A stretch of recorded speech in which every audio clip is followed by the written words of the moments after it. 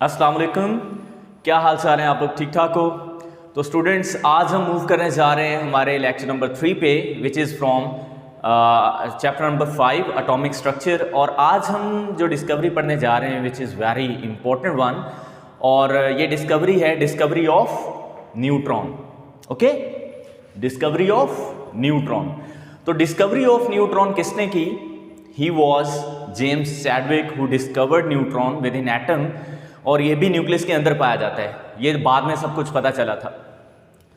तो सबसे पहले तो मैं आपको थोड़ी सी हिस्ट्री रिवाइज करवा दूं। हमने देखा था कि जो इलेक्ट्रॉन था उसको डिस्कवर किया था जे थॉमसन ने।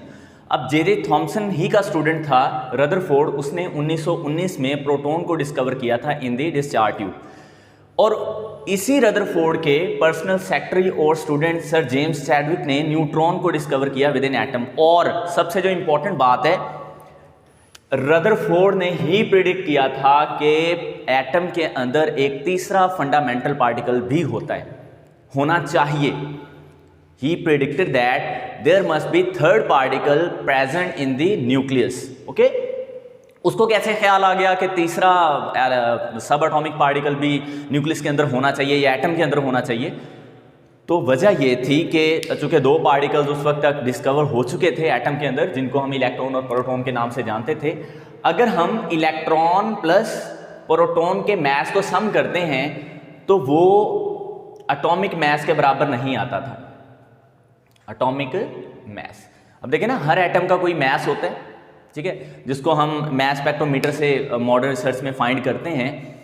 तो जब एटॉमिक मास किसी एलिमेंट का फाइंड किया जाता था और इलेक्ट्रॉन और प्रोटॉन के मास को सम करके देखा जाता था, तो ये दोनों का सम, यानी इलेक्ट्रॉन और प्रोटॉन का सम, दोनों के मासेस का सम एक्चुअल एटॉमिक मास के बराबर नहीं आता था।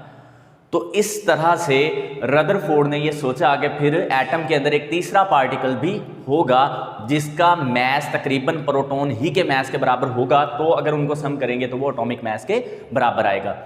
तो ये टास्क उसने अपने स्टूडेंट्स को दिया। उसमें से जो जेम्स चैडविक था वो इसको कामयाबी से जो है ना उसने परफॉर्म किया, और 1932 में उसने अपने एक्सपेरिमेंट के थ्रू ये बताया कि एक तीसरा पार्टिकल है एटम के अंदर, और उसको नाम उसने दिया था न्यूट्रॉन का, क्योंकि ये वाला पार्टिकल चार्ज नहीं था, ना इस पे कोई पॉजिटिव चार्ज था ना इस पे नेगेटिव। क्योंकि पिछले दोनों लेक्चर्स में हम देख चुके हैं कि इलेक्ट्रॉन पे नेगेटिव चार्ज होता है और प्रोटॉन पे पॉजिटिव चार्ज होता है।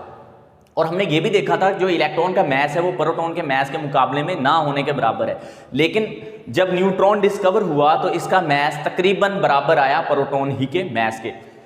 तो 1935 में इसको नोबेल प्राइज़ भी दिया गया। और ये एक बड़ी इंटरेस्टिंग हिस्ट्री है कि जे थॉमसन, उसका स्टूडेंट रदरफोर्ड और फिर उसका स्टूडेंट आगे जेम्स चैडविक, तीनों ही नोबेल प्राइज़ विनर हैं, ठीक है। और तीनों ने ही तीनों फंडामेंटल पार्टिकल्स जो है वो एटम के अंदर फाइंड किए थे। तो अब हम देख लेते हैं एक्सपेरिमेंट किस तरह से था, किस तरह से न्यूट्रॉन जो था वो उसने फाइंड किया एटम के अंदर। देखिए यहाँ पे एक सोर्स है प्लोनियम।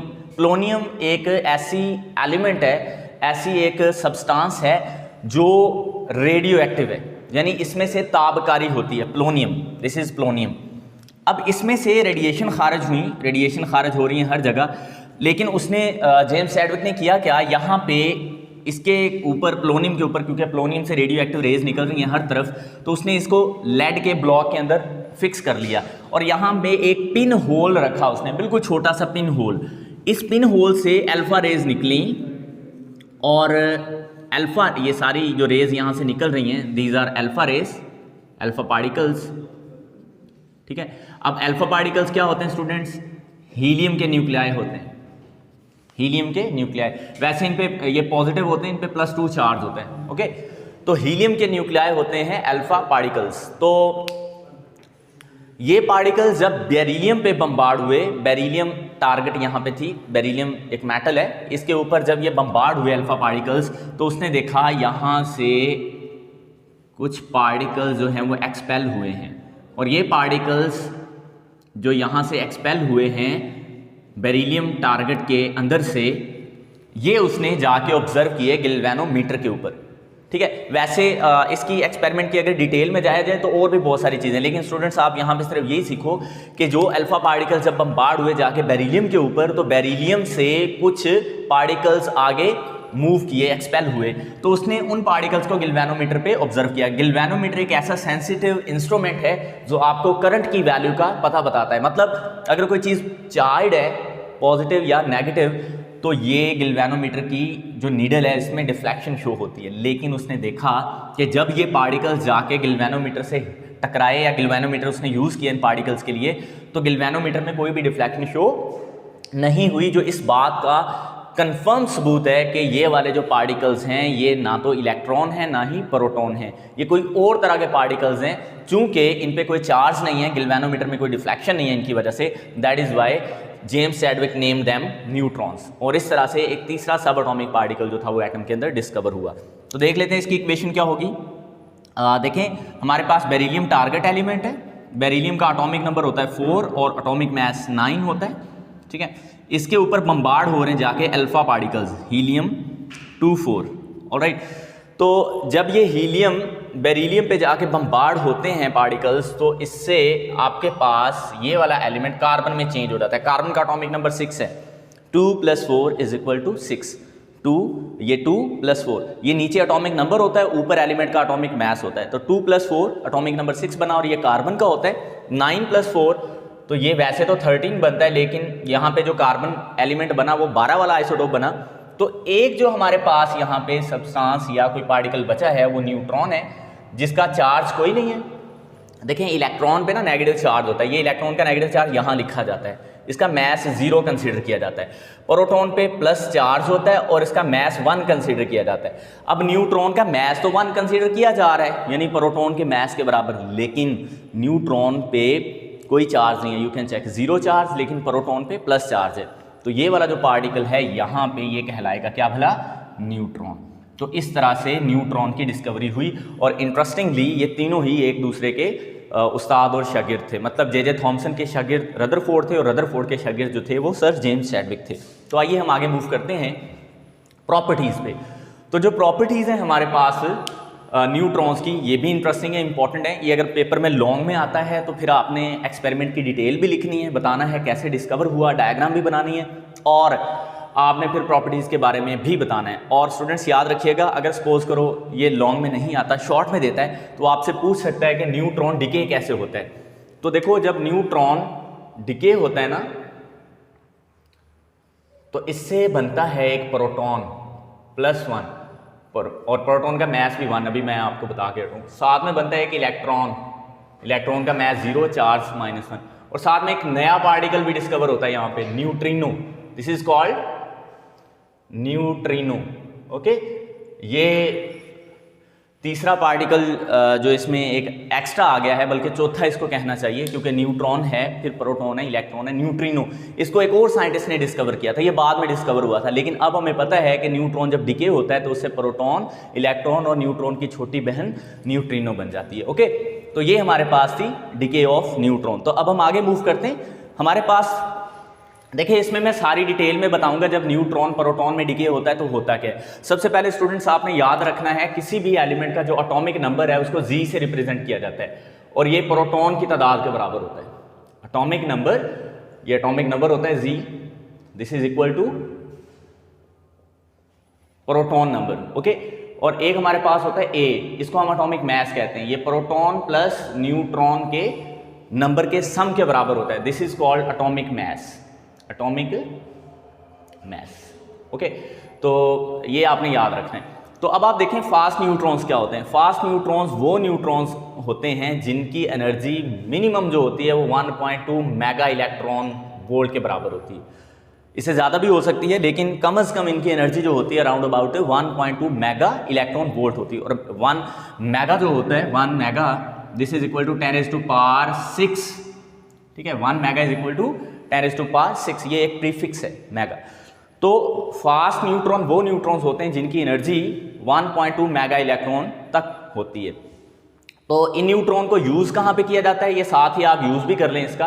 तो न्यूट्रॉन्स को एज ए प्रोजेक्टाइल यूज़ किया जाता है। जैसे सपोज करो हम कहते हैं फिशन करवाने के लिए, फिशन न्यूक्लियर बॉम्ब जो होता है उसमें ये फास्ट न्यूट्रॉन्स यूज़ होते हैं जो चेन रिएक्शन के थ्रू एक बॉम्ब बना देते हैं, मतलब एक पूरा धमाका हो जाता है उससे, ठीक है, चेन रिएक्शन बन जाता है। तो ये नॉर्मली इतने ज़्यादा इफेक्टिव नहीं है इस लिहाज से क्योंकि ये ज़्यादा एक्सप्लोसिव हैं, ओके, इनको कंट्रोल करना बहुत मुश्किल है। लेकिन हम बताएंगे साथ इसका यूज़ क्या है। तो इसका यूज़ ये है कि हम एक एलिमेंट को दूसरे एलिमेंट में चेंज कर सकते हैं। आप स्टूडेंट्स याद रखना, न्यूट्रॉन या कोई भी इस तरह का डिके करके हम एलिमेंट्स को दूसरे एलिमेंट्स में चेंज कर सकते हैं। लेकिन ये जो चेंज इन एलिमेंट्स होता है ये हाईली अनस्टेबल प्रोसेस होता है, ठीक है। जैसे अब हम गोल्ड भी प्रिपेयर कर सकते हैं, ठीक है, गोल्ड भी प्रिपेयर किया जा सकता है आर्टिफिशियल मैनर से, लेकिन वो गोल्ड को प्रिपेयर करने के लिए जो आपने मेथड अप्लाई करना है, एक तो वो इतना कॉस्टली है कि वो गोल्ड की असल प्राइस से बढ़ जाता है, दूसरा वो गोल्ड इतना अनस्टेबल होता है कि वो डिके हो जाता है। बिल्कुल ऐसे ही न्यूट्रॉन की बम्बार्डमेंट करके हम एक एलिमेंट को दूसरे एलिमेंट में चेंज कर सकते हैं और इसके फ़ायदे मेडिकल फील्ड में, केमिस्ट्री में और इंडस्ट्री में बहुत ज़्यादा हैं। तो देख लेते हैं, जब एक फास्ट न्यूट्रॉन आके टकराता है किसी भी एलिमेंट से, सपोज कर लें यहाँ पे जो उसने एग्जांपल ली है वो उसने नाइट्रोजन की ली है, नाइट्रोजन का एटॉमिक नंबर 7, एटॉमिक मास 14। तो ये नाइट्रोजन से जब आके टकराएगा तो ये बोरोन में कन्वर्ट हो जाएगा। बोरोन का एटॉमिक नंबर 5 होता है और एटॉमिक मास 11 है, और साथ में देखें 14 और 1 ये टोटल 15 बनता है। तो साथ में यहाँ पे अल्फा डिके होगा 2 4, यू कैन चेक, 5 को 2 में सम करो तो 7 बनता है, यहाँ पे 7 जमा 0 तो 7 ही बनता है, 14 + 1 तो ये 15 बनता है, यहाँ पे भी 11 + 4 तो ये भी 15 ही बनता है। तो यहाँ पे आप देखें स्टूडेंट्स, हमने फास्ट न्यूट्रॉन का यूज़ करके नाइट्रोजन को बोरोन एलिमेंट में कन्वर्ट कर लिया और इस डिके का नाम है अल्फा डिके, क्योंकि ये जो पार्टिकल यहाँ से निकला है this is called alpha particle, तो ये कहलाएगा अल्फा डिके। अब हम आते हैं स्लो न्यूट्रॉन्स पे। मैंने अभी आपको थोड़ी देर पहले बताया था कि ये फास्ट न्यूट्रॉन्स इतने ज़्यादा हमारे लिए बेनिफिशियल नहीं है जितना कि स्लो न्यूट्रॉन्स हैं। तो स्लो न्यूट्रॉन्स की जो एनर्जी है, मिनिमम एनर्जी जो होती है वो 1 इलेक्ट्रॉन वोल्ट के बराबर होती है, ओके। इससे थोड़ी बहुत ज़्यादा या कम भी हो सकती है, लेकिन राउंड अबाउट ये 1 इलेक्ट्रॉन वोल्ट तक इनकी एनर्जी होती है स्लो न्यूट्रॉन्स की। अब स्लो न्यूट्रॉन काफ़ी ज़्यादा इफेक्टिव हैं, इसके यूज़ में हम देख लेते हैं, ये भी प्रोजेक्टाइल के तौर पे यूज़ हो सकते हैं। तो सपोज करें हमारे पास कॉपर एक एलिमेंट है, कॉपर का एटॉमिक नंबर 29, ये ट्रांजिशन मेटल है और इसका एटॉमिक मास 65 होता है। जब इस पे आके स्लो न्यूट्रॉन बम्बार्ड होगा ना तो ये कॉपर ही रहेगी Cu29, लेकिन इसका एटॉमिक मास बढ़ के कितना हो जाएगा 66। मैं भी आपको बता के हटा था कि जो एटॉमिक मास है वो प्रोटॉन प्लस न्यूट्रॉन के सम के बराबर होता है। तो जैसे ही एटम के अंदर एक न्यूट्रॉन एक्स्ट्रा होगा तो एटॉमिक मास 65 से बढ़ के 66 हो जाएगा और साथ में यहाँ से गैमा रेडिएशन खारिज होंगी, दीज आर गैमा रेडिएशन। तो इसका मतलब ये वाला जो रिएक्शन है ये एक्सोथर्मिक होगा, इसमें बहुत सारी एनर्जी जो है वो खारिज होगी। लेकिन ये जो कॉपर है 66 ये हाईली अनस्टेबल है, this copper 66 is unstable actually. तो ये फर्दर डिके होके अपने आप को स्टेबल करने की कोशिश करेगा। तो अब देख लेते हैं किस तरह से ये अपने आप को स्टेबल करेगा। तो यहां पे मैं आपको बता देता हूं एक्सप्लेन करके कि जो कॉपर 66 है, देखें कॉपर 66 और 29, इसके ऊपर मैं स्टार इसलिए लिख रहा हूं क्योंकि ये अभी अंडर डिके है, अभी अंडर प्रोसेस है।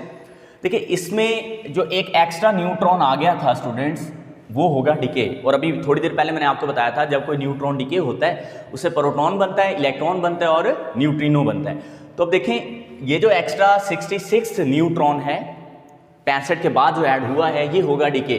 जैसे ये न्यूट्रॉन डिके होगा तो एटॉमिक नंबर देखें, न्यूट्रॉन जब डिके होगा ये देखें न्यूट्रॉन से क्या बनेगा एक प्रोटॉन, जैसे ही न्यूट्रॉन प्रोटॉन में कन्वर्ट होगा तो एटॉमिक नंबर बढ़ जाएगा। दोबारा देख लें, न्यूट्रॉन ने किस में कन्वर्ट होना है प्रोटॉन में, तो जैसे ही न्यूट्रॉन से प्रोटॉन बनेगा तो क्या होगा कि एक प्रोटॉन जब ज्यादा हो जाएगा, पहले 29 प्रोटॉन थे अब ये बढ़ के 30 हो जाएंगे तो एटॉमिक नंबर भी तो बढ़ जाएगा ना स्टूडेंट्स। तो बिल्कुल यही होगा, कॉपर का एटॉमिक नंबर चेंज होके 29 से कितना हो जाएगा 30, और 30 जो एटॉमिक नंबर है वो जिंक का होता है तो एलिमेंट चेंज हो गया। याद रखिएगा जब एटॉमिक मास चेंज होता है ना स्टूडेंट्स तो तब एलिमेंट चेंज नहीं होता, क्योंकि ये आइसोटोप्स की मद में आ जाता है, आइसोटोप बन जाते हैं। लेकिन जब एटॉमिक नंबर चेंज होता है तो एलिमेंट चेंज हो जाते हैं। तो कॉपर किस में चेंज हो गई है? जिंक के अंदर। लेकिन याद रखना एटॉमिक मास यहाँ पे बिल्कुल भी चेंज नहीं होगा। The reason is behind because अगर एक न्यूट्रॉन कम हुआ है तो एक प्रोटॉन ज़्यादा हुआ है, तो एटॉमिक मास पे कोई भी फर्क नहीं आएगा। स्टूडेंट्स, आई होप कि ये पॉइंट आपको समझ आ गया होगा। मैं दोबारा रिपीट कर देता हूँ, क्योंकि न्यूट्रॉन डिके होकर प्रोटॉन में चेंज हुआ ना, इसलिए एटॉमिक नंबर बढ़ गया। क्या एटॉमिक मास पे कोई फर्क आएगा? तो आंसर है नो। क्यों? क्योंकि एटॉमिक मास तो प्रोटॉन प्लस न्यूट्रॉन के सम के बराबर है। अगर एक न्यूट्रॉन कम हुआ है तो प्रोटॉन भी तो बढ़ गया है ना, तो लिहाजा एटॉमिक मास वही रहेगा जो पहले 66 था। और साथ में अब आप देखो, सिर्फ प्रोटॉन, न्यूट्रॉन से प्रोटॉन तो नहीं बना, साथ में इलेक्ट्रॉन बना और न्यूट्रिनो। न्यूट्रिनो तो एटम के न्यूक्लियस के अंदर ही रहेगा, लेकिन जो ये वाला इलेक्ट्रॉन है ये यहाँ से निकल जाएगा। और बेटा इसको कहते हैं बीटा डिके। बीटा डिके, ये जो पार्टिकल निकला है ये बीटा पार्टिकल है और ये नेगेटिव डिके है, क्योंकि इलेक्ट्रॉन ये पॉजिट्रॉन भी होता है, प्लस वाला भी, लेकिन यहाँ पे ये नेगेटिव वाला है, इसलिए इसको माइनस बीटा डिके बोलेंगे। तो ये बहुत इंपॉर्टेंट पहली 3 प्रॉपर्टीज थी जिसमें आपने सीखा न्यूट्रॉन कैसे डिके होता है। तो न्यूट्रॉन, प्रोटॉन और इलेक्ट्रॉन न्यूट्रिनो में डिके होता है। फास्ट न्यूट्रॉन क्या होते हैं, कैसे एलिमेंट चेंज होता है। स्लो न्यूट्रॉन्स क्या होते हैं, कैसे एलिमेंट चेंज होता है। और फिर हमने कॉपर को जिंक में मैंने आपको कन्वर्ट करके बीटा डिके में बताया भी। तो इसके बाद आपने जो काम करना है वो ये होगा, कुछ और भी प्रॉपर्टीज़ हैं। आपने बताना है कि ये जो न्यूट्रॉन्स हैं ये किसी गैस को आयनाइज नहीं कर सकते। द रीज़न कि ये चार्ज नहीं है। देखें, जो हमारे पास कैथोड रेज थी जो बाद में इलेक्ट्रॉन बन गई, वो गैस को आयनाइज कर सकती हैं। पॉजिटिव रेज भी गैस को आयनाइज कर सकती हैं, लेकिन न्यूट्रॉन गैस को आयनाइज नहीं कर सकते क्योंकि ये न्यूट्रल हैं। चौथी प्रॉपर्टी भी आपने याद रखनी। 5वीं प्रॉपर्टी, न्यूट्रॉन की पेनिट्रेटिंग एबिलिटी बहुत ज़्यादा हाई होती है। किसी भी चीज़ के अंदर सरायत यानी घुस जाने की सलाहियत न्यूट्रॉन्स की सबसे ज़्यादा होती है इलेक्ट्रॉन और प्रोटॉन के कंपैरिजन में। क्यों? क्योंकि ये चार्ज नहीं है, ओके, न्यूट्रल होते हैं। और आखिरी बात जो सबसे इंपॉर्टेंट है, अगर हमारे पास पैराफिन वैक्स हो ना, पैराफिन वैक्स यानी मोम, इन वेरी सिंपल वर्ड, जिस तरह मोमबत्तियाँ होती हैं वो पैराफिन वैक्स की बनी होती हैं। अगर हम न्यूट्रॉन की बम्बार्डमेंट पैराफिन वैक्स पे करते हैं तो प्रोटॉन बन जाते हैं। क्लियर हुई बात? दोबारा समझ लें, जब न्यूट्रॉन बम्बार्ड होते हैं किसी पैराफिन वैक्स के ऊपर तो प्रोटॉन एक्सपेल होते हैं। जैसे देखो, न्यूट्रॉन डिके होकर क्या बना था? प्रोटॉन। ये ऐसे ही डिस्कवर हुआ था क्योंकि जब न्यूट्रॉन को बम्बार्ड किया गया था पैराफिन वैक्स के ऊपर तो उससे प्रोटॉन एक्सपेल हुए थे। स्टूडेंट्स, ये था हमारा आज का लेक्चर जिसमें हमने सीखा न्यूट्रॉन कैसे डिस्कवर हुए और उसकी प्रॉपर्टीज़ को हमने देखा। आपने इसको ज़रूर अपनी नोटबुक पर नोट कर लेना है। अल्लाह हाफिज़।